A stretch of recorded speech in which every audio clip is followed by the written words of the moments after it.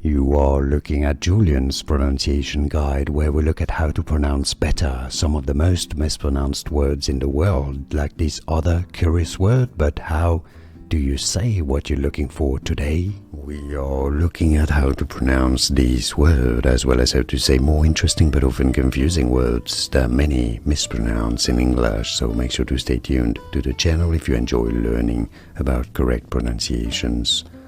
In this said, evanescence, stress on that third ne syllable, the quality of being fleeting or vanishing quickly.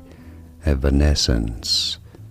Like and subscribe if you found this video useful, and remember, evanescence, evanescence. Here are more videos on how to pronounce more confusing words and names too many mispronounced. Like this video if you found it useful. I appreciate your support. I'll see you soon, and thanks for watching.